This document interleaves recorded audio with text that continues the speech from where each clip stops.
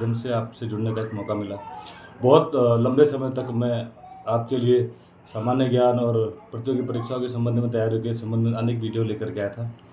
किंतु इस समय पर क्योंकि हम जिस विभाग से जुड़े हैं या जहाँ हमने प्रतियोगी परीक्षा के माध्यम से ही हमने इस परीक्षा को क्रैक किया है, वर्तमान में 10 जून के बाद से एक प्राथमिक अध्यापक भर्ती का विज्ञापन जारी हुआ, जिसमें कई लोगों के बहुत से क्वेरीज थी, समस्याएं थी और वास्तव में ये जो भर्ती है ये क्योंकि एक बड़े पैरामीटर्स पर निकल करके आई है, लगभग 3000 से अधिक पदों पर फिलहाल 2917 के आसपास पद बताए गए हैं, लेकिन इसमें 451 वेटिंग के माध्यम से भी इसके उपरांत भरे जाएंगे। तो सर्वप्रथम बहुत से लोगों को, क्योंकि इसमें डीएलएड कंप्लीट हैं, इसमें डाइट से डीएलएड भी हैं उत्तराखंड राज्य के और अन्य राज्यों से भी डीएलएड की अभ्यर्थी इसमें अप्लाई कर रहे हैं। अप्लाई करने के लिए आपको सीधे प्रक्रिया हाई स्कूल, इंटर, मार्कशीट और सनद, इसके अतिरिक्त आपकी ग्रेजुएशन, डीएलएड की मार्कशीट, टीईटी और उसके अलावा आपको अपना स्थायी प्रमाण पत्र देना है। यहाँ पर एम्प्लॉयमेंट ऑफिस का जिक्र अभी नहीं है और साथ ही इस तरह का एक फॉर्म देखिए आप, ये आएगा। इसमें आपने देखिए क्या भरना है, सेवा में जिला शिक्षा अधिकारी जहाँ आप उसको अप्लाई कर रहे हैं, ऊपर आपने विज्ञप्ति क्रमांक डालना है, प्रेषक जहाँ आप हैं। इसके अंदर आपने ये एक लिफाफा डालना है जिसमें आपने 30 रुपये के टिकट भरने हैं और इसको ऐसे ही रख देना है और अपने बाकी डॉक्यूमेंट्स इसमें लगाकर निश्चित एड्रेस पर जो बाहर दिया है, आप ध्यान से देख लीजिएगा इसको, जी हाँ, आपने इसको प्रेषित कर देना है। और इस तरह से आप जितने जिलों के लिए अप्लाई करेंगे, चाहे वो 1 हो या 2 हो या 3 हो, आप उसमें अप्लाई कर सकते हैं। क्योंकि ये 2917 है और इसमें डाइट से डीएलएड लगभग 327 के आसपास की संख्या है और बहुत से लोग अभी कंप्लीट नहीं कर पाए हैं, जिनका वेटिंग में चल रहा था और उनकी समस्या भी है कि वो चाहते हैं कि इसको थोड़ा सा आगे पर खींचा जाए जिससे उनको इसमें अवसर मिले। और बहुत से हमारे साथी, क्योंकि हम लोगों ने खुद डाइट से डीएलएड किया है, उनके साथ इत्तेफाकन एक अगला बैच भी आने वाला है और वर्तमान में भी चल रहा है। सबके लिए अवसर है इसमें। फिलहाल तो अगला बैच, क्योंकि जब तक कंप्लीट नहीं हो जाता तब तक जिनका ये कोर्स कंप्लीट हो गया है वो इसमें अप्लाई कर सकते हैं।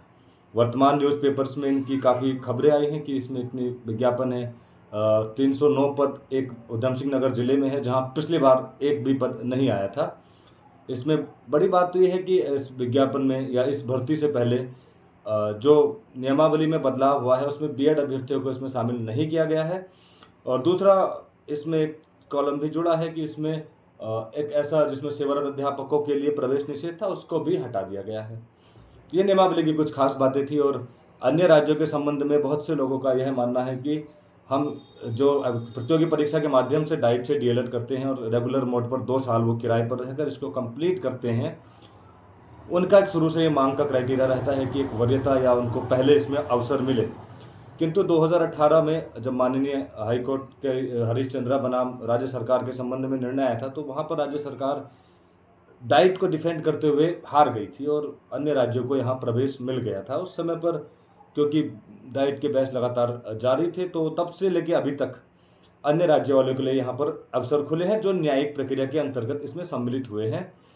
तो ये कह पाना कि अन्य राज्यों को अवसर ना मिले या किसी को भी यहाँ पर वेटेज मिले, वो संभव नहीं है, क्योंकि माननीय हाईकोर्ट ने सबको समान माना है और समान मानने पर आप वो प्रक्रिया को फॉलो नहीं कर सकते। हालांकि इसमें कुछ लोगों का मानना था कि जो यूपी से डीएलएड है उनके संबंध में, देखिए वो वहाँ के डीएलएड जो यूपी से करके आते हैं उनको यूपी के ही स्थायी के आधार पर डीएलएड कराया जाता है। अब ये विभागीय मामला है कि वो इसमें क्या कार्य करता है, क्योंकि विभाग पहले से ही इसके बारे में जानकारी रखता है और उनको सूचना है कि ये कितना सही है कितना गलत है, क्योंकि पारदर्शी तरीका ही बेहतर है और उचित है और इस पर निर्णय लेना विभाग का मामला है। हालांकि इस पर ज़रूर चर्चाएं होती हैं और अखबार के आज पेपर में भी ये छपा था। निश्चित तौर पर मैं आपको ये बताता हूँ कि ये जो विज्ञापन है इसके बाद 451 का निकलना है और भविष्य में अध्यापकों की समस्याएं या कमियां पूरी होती हैं, क्योंकि वास्तविक स्थिति में कई जगहों पर अध्यापक नहीं हैं। पहाड़ी क्षेत्रों में इस बार वैकेंसी कम है क्योंकि पिछली बार बहुत ज़्यादा आ गई थी, और मैदानी क्षेत्रों में वैकेंसियाँ इस बार बहुत अतिरिक्त हैं, क्योंकि अभी डीएलएड के 2 बैच और पास होने हैं और उनको भी आशा है कि उनके लिए भविष्य में वैकेंसियाँ आएंगी।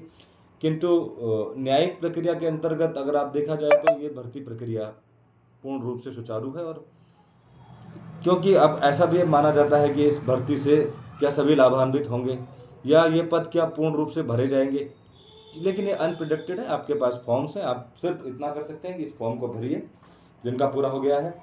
कितने अभ्यर्थी हैं अन्य राज्यों के, कितनी अभी पद इसमें रिक्त रहेंगे, ये भविष्य के गर्त में है। अगर पद रिक्त रहते हैं तो निश्चित तौर पर अगले बैच के अभ्यर्थियों को इसका लाभ मिलेगा। यदि संख्या बल अधिक होता है तो नियम यह भी है कि अगर आवेदन अधिक हो और पद कम हो तो एक टेस्ट का जिक्र जरूर होता है। हालांकि नियमावली का जो निर्धारण है वो राज्य सरकार कैबिनेट के माध्यम से उसको पास करती है, परंतु फिलहाल ये भर्ती क्योंकि बहुत से लोगों को प्रभावित करती भी है और बहुत से